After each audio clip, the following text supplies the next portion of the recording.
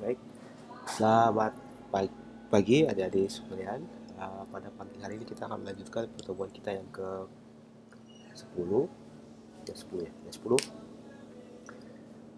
Ini pertemuan kedua setelah UTS. Kita masuk ke penerapan penerimaan dan fungsi biaya. Jadi ini pelanjutan dari materi pertemuan ke-7 waktu dengan Ibu sebelum UTS. Jadi pertemuan ini dan pertemuan kemarin itu adalah penerapan dari yang kalian dapat di pertemuan ke-7 kemarin. Jadi kan kita belajar dari UTS semester UTS itu kan kayak dasarnya. Nah, bagian penerapannya nanti yang untuk menggabungkan antara matematika dan bisnis itu, nah itu di bagian sini.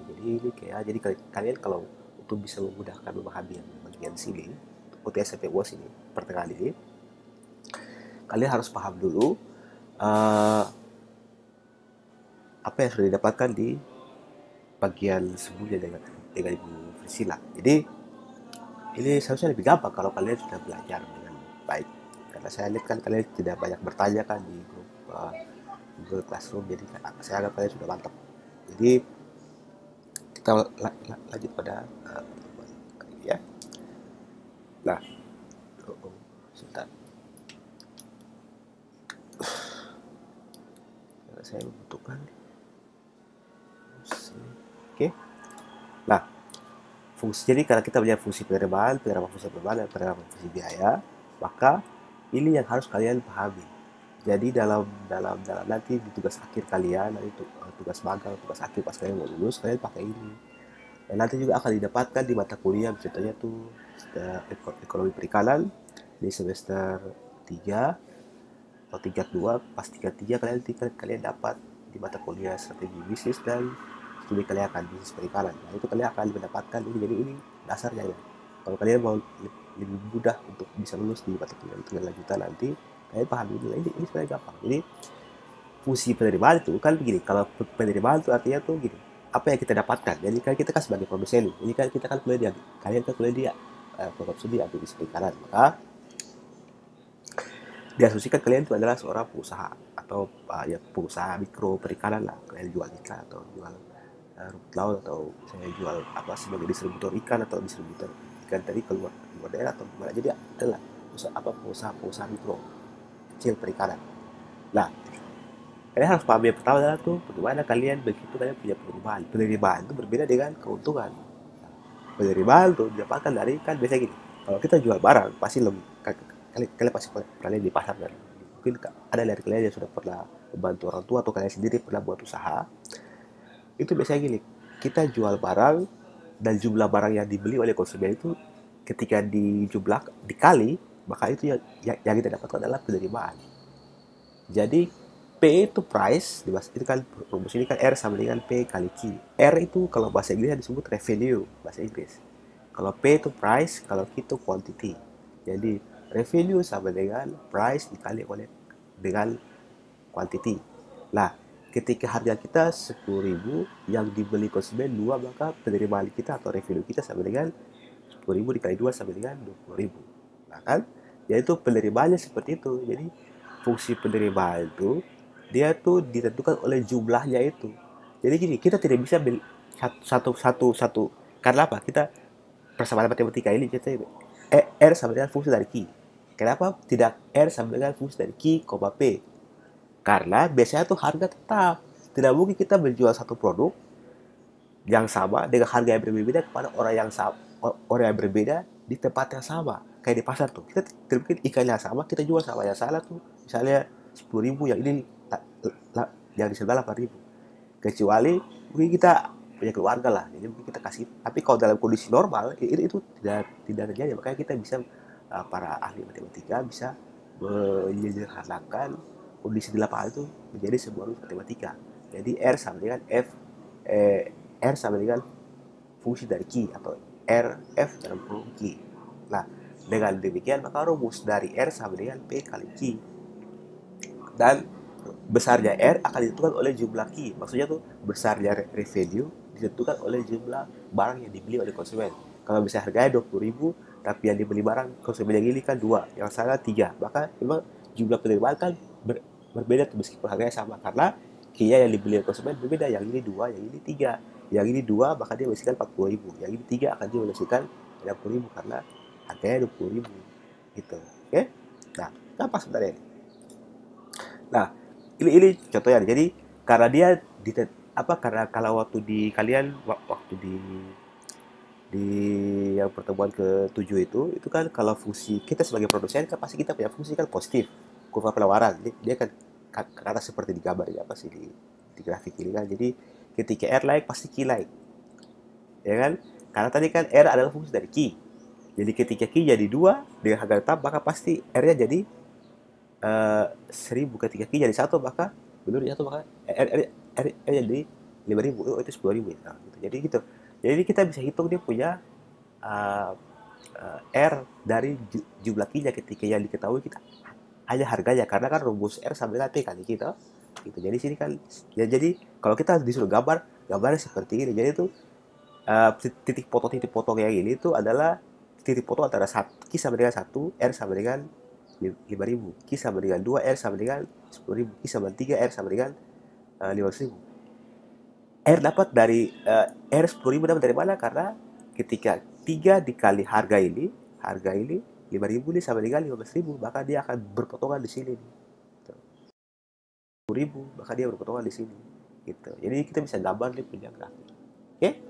Nah, untuk biaya ada dua. Yang pertama tuh biaya tetap dan biaya variabel, atau biaya tetap tuh diistilahkan di dalam kita kuliah ini disebut dengan fixed cost atau biaya tetap. Kalau biaya variabel disebut variable cost. Cost itu cost, bukan kos-kosan, bukan, tapi cost itu biaya bahasa Inggrisnya. Jadi kalau fix juga bahasa Inggris juga fix. Baik, fixed cost. Jadi kalau untuk biaya tetap ini, dia memiliki fungsi konstanta. Karena apa? Karena biaya tetap ini meskipun kita produksi berapapun, misalnya kita tangkap ikan di laut atau kita buat rumput laut di depan kampung, mau kita buat berapa tali tuh, berapa ratus tali pun tetap biaya sama. Nah, contohnya apa? Contohnya seperti kita sewa atau kita punya perahu. Nah, itu kan mau kita buat berapa kali rumput laut, kita tangkap ikan berapa kali pun tetap harga perahunya sama. Karena kita keluarkan biaya di awal, misalnya 3 juta. Itu sudah, tidak ada ditambah-tambah lagi. Atau misalnya kita punya mesin, atau kita punya jaring, itu sama toh. Atau kita punya tali tuh misalnya mau kalau misalnya tali jangkar oke, tapi kalau tali rumput laut kan tergantung. Jadi kalau tali rumput laut dia masuk ke variable cost, karena jumlah tali itu akan mempengaruhi itu harga biaya dikeluarkan untuk membeli tali. Tapi kalau misalnya untuk biaya tetap tuh contohnya tuh seperti tadi mesin atau kita punya perahu. Nah, kalau makanya tuh kalau ketika kita lihat sini, fungsi dari biaya tetap itu konstanta, jadi dia tetap. Nah, maka ketika dia gambarkan, dia tetap gitu. Dia garis terus. Mau nilainya Q sama dengan 1, 2, 3, tetap sama. Tetap biaya tetap sama dengan 100 juta. Sama itu, tidak ada beda. Nah, kalau untuk biaya variabel, itu tuh dia ditentukan oleh jumlah Q. Dia itu sama seperti TR tadi tuh. Atau total revenue tadi tuh yang kita sudah lihat. Karena apa? Ketika contohnya kita tangkap ikan seharian, dengan kita tangkap ikan setengah hari, pasti kita punya jumlah BB berbeda toh. Betul. Atau misalnya kita tangkap ikan 10 ekor dan kita tangkap ikan 20 ekor, pasti dia punya jumlah harga plastik untuk bungkus berbeda, dia punya jumlah es batu berbeda, dia punya mungkin ember untuk kita bawa, akhirnya apa, kita sewa ojek juga berbeda. Jadi semakin banyak ikan yang kita tangkapkan atau yang kita tangkap, atau semakin banyak hasil potong yang kita peroleh, maka biaya yang dikeluarkan itu semakin banyak. Nah, itu disebut biaya variabel. Nah, maka seperti TR tadi atau total revenue itu, FC juga atau VC maksud saya, variable cost, itu fungsi dari Q. Nah, maka ketika digambarkan dia mirip kan? Nah, dia rumusnya sama juga tuh, P kali Q. Ketika digambarkan dia mirip ini. Tuh. Dia mirip dengan TR tadi kan? Tuh. Nah, jadi ketika ditanyakan berapa total cost-nya, maka tinggal dijumlahkan saja total variable cost ditambah dengan total fixed cost. Jadi variable fixed cost ditambah variable cost sama dengan total cost.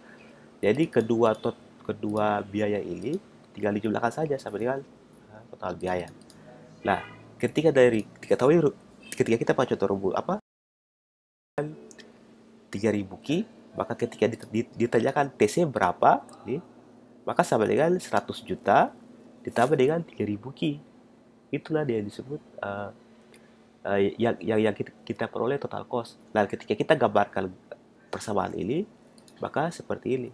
Dia mulai dari 100 juta karena tadi kan saya sudah bilang dia konstan. Jadi dia mulai dari 100 juta karena biaya kan mulai dari 100 juta. Itu. Jadi ketika ini kan grafiknya untuk TCL.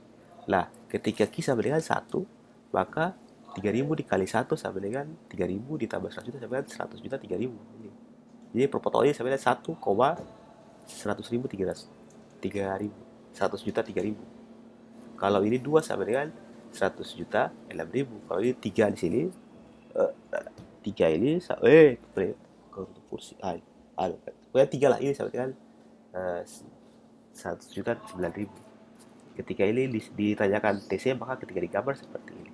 Nah, kemudian kita untung itu ketika kita punya penerimaan lebih besar daripada biaya toh. Kalau kita orang yang beli banyak terus kita punya biaya rendah, maka kita untung. Tapi kalau orang beli banyak juga tapi kita biaya tinggi, maka kita rugi. Ketika orang beli banyak tapi kita biaya sama dengan orang yang beli, maka kita namanya titik impas atau break even point. Nah, titik impas itu sama dengan ketika TR sama dengan TC. Nah, untuk begitu titik impas untuk sebuah produk itu sama dengan ini. Kita harus ketahui dulu biaya tamnya berapa atau fixed cost-nya berapa, harga jualnya berapa, tinggal dikurangkan dengan biaya variabel, maka kita dapatkan BP untuk Q. Kita juga bisa itu BP untuk P atau untuk price, harga. Jika kita kalikan saja hasil ini dengan harga, maka kita dapatkan BP untuk harga. Tapi kita tidak bayar di sini, kita bayar hanya untuk kisah. Nanti kita bayar itu di ekonomi perikanan nanti. Oke? Nah itu, jadi nanti ada tugas, kalian nanti kerjakan dengan baik.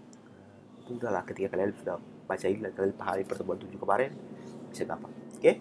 Tetap jaga protokol kesehatan, kerja tugas, jangan terlalu, ayo semangat banget kerja tugas supaya lulus toh.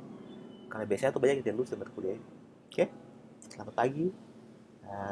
Tetap jangan berjalan banyak, tinggal rumahnya, jangan jaga protokol kesehatan.